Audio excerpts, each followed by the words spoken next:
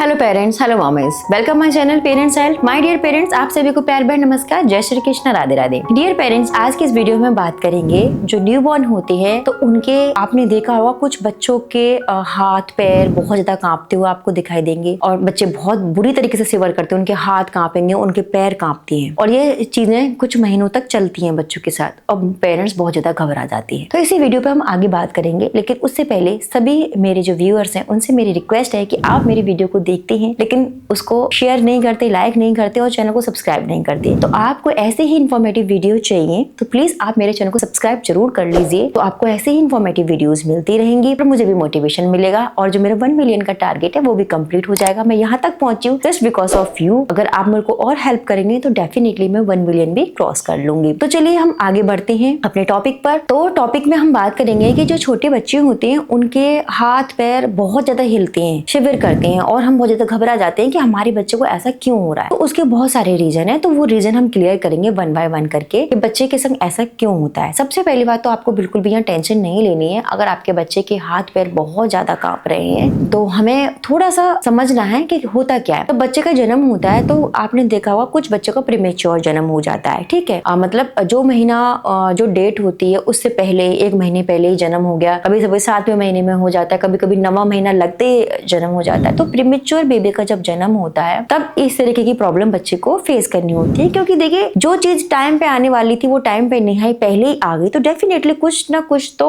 उसमें कमियां आपको देखने को मिलेंगी। डिलीवरी के समय जो मदर होती है बहुत ज्यादा तनाव ले लेती है, बहुत ज्यादा स्ट्रेस ले लेती है। तनाव और स्ट्रेस के कारण भी क्या होता है कि बच्चे में वो चीज देखने को मिलती है, डिलीवरी में डिफिकल्टी होती है, बीपी हाई हो जाता है और ऐसी सिचुएशन में जब बीपी बहुत ज्यादा हाई हो जाता है बच्चे के लिए वो खतरनाक होता है, तो बच्चे को इमीडिएटली ऑपरेट करके निकालना होता है। तो तभी डॉक्टर बोलते हैं कि गहरी गहरी सांस लो, स्ट्रेस फ्री रहो। तो अगर माँ बहुत ज्यादा टेंशन में है, तनाव में है, तब इस तरीके की प्रॉब्लम बच्चे में, शिशु में देखने को मिलती है। बच्चे का क्योंकि बच्चा प्रीमेच्योर हो गया तो जो तंत्रिका तंत्र है वो विकसित नहीं हुआ, बच्चे की जल्दी डिलीवरी हो गई तो जो मस्तिष्क ब्रेन तक जो ऑक्सीजन पहुंच पानी थी वो नहीं जा पाई, मांसपेशियों का कमजोर हो जाना, ठीक है। तो ये बहुत सारी चीजें हैं, तंत्रिका तंत्र का विकसित ना होना, मस्तिष्क तक ऑक्सीजन का ना जा पाना, माँ का स्ट्रेस लेना, बीपी बहुत ज्यादा हो जाना, माँ का डिलीवरी में कॉम्प्लिकेशन होना, ठीक है। तो ये सारे रीजन होते हैं जिनके वजह से जब बच्चा जन्म ले लेता है तो बच्चे के जो हाथ पैर है वो आपको कांपते हुए नजर आएंगे, बच्चा कपकपाता हुआ,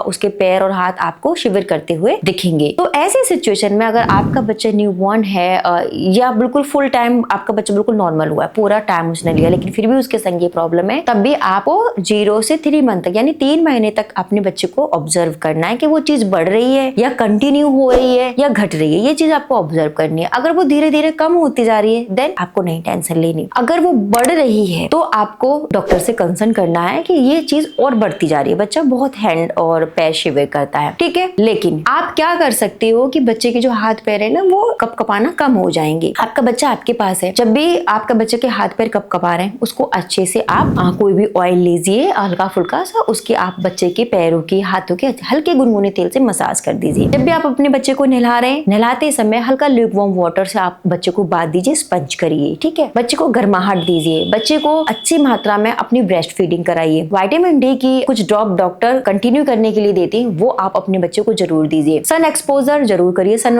एक्सपोजर करोगे तो बच्चे को विटामिन डी अच्छी मात्रा में मिलेगा, दूध से बच्चे को अच्छी मात्रा में कैल्शियम मिलेगा, जितना हो सकता है बच्चे को लिक्विड दें। मसल्स स्ट्रॉन्ग करने के लिए बच्चे के हल्के माइल्ड एक्सरसाइज करें, स्ट्रेचिंग करें बच्चे की, पैरों की, हाथों की। तो ये जो बच्चों के हाथ पैर जो बहुत जोर जोर से कांपते हैं वो धीरे धीरे कम हो जाएगा और प्रॉब्लम बिल्कुल खत्म हो जाएगी। लेकिन बच्चा आपका 5-6 महीना क्रॉस कर चुका है या 1 ईयर का हो गया लेकिन फिर भी बच्चे के हाथ पैर कांपते हैं, फिर यहाँ दिक्कत होती है। हो सकता है बच्चे का जो तंत्रिका तंत्र ठीक से विकसित नहीं हो पाया, हो सकता है बच्चे की जो मसल्स हैं वो वीक हो, तो वहां पर कुछ स्पेसिफिक ट्रीटमेंट के थ्रू आपकी बच्चे की जो प्रॉब्लम हट सकती है। कुछ भी ऐसा नहीं है जो ठीक नहीं होगा, सब कुछ ठीक होगा, लेकिन समय रहते ही आपको अपने डॉक्टर से कंसल्ट करना है। बस आपको वेट करना है 3 मंथ तक। 3 मंथ तक चीजें ओके नहीं होती है then you need to go for doctor. आपको अपने डॉक्टर को दिखाना है, चेकअप कराना है, सारी चीजें ओके हो जाएंगी। और जो मैंने आपको बताया वो आप कंटिन्यू करती रहिए, अच्छे से लिक्विड दीजिए, मसाज करिए, ल्यूकवार्म वाटर से अपने बच्चे को नहलाइए, थोड़ा सा जब भी बच्चा कांपता है उसे हग कर लीजिए। तो कभी कभी ऐसा होता है ना कि बच्चा माँ के पेट में बिल्कुल सिकुड़ा हुआ एक जगह बंधा हुआ रहता है लेकिन बाहर आके एकदम खुला खुला हो जाता है, तब भी बच्चा बहुत बुरी तरीके से शिवर करता है, ठीक है। तो ये सारी चीजें करिए, स्किन टू स्किन टच दीजिए, स्किन टू स्किन टच से बच्चे को बहुत फायदा होता है। अगर माँ का दूध नहीं आता तो माँ को दूध आने लग जाता है। बच्चे में अगर कोई भी प्रॉब्लम है वो ठीक होने लग जाती है। 99% अगर आप अपने बच्चे को स्किन टू स्किन टच देते हैं तो बच्चे की जो प्रॉब्लम है, जो बीमारियां हैं, वो ठीक हो जाती हैं। तो जितना हो सकता है आप अपने बच्चे को स्किन टू स्किन टच दीजिए अगर बच्चे का हाथ पैर बहुत ज्यादा कांपते हैं। तो I hope my dear mothers, my dear mommies, my dear parents, आपको ये वीडियो अच्छी लगी हो तो प्लीज इस वीडियो को लाइक शेयर जरूर करिएगा। मैं ऐसे ही इंपॉर्टेंट वीडियो आपके लिए लेकर आती रहूंगी। धन्यवाद।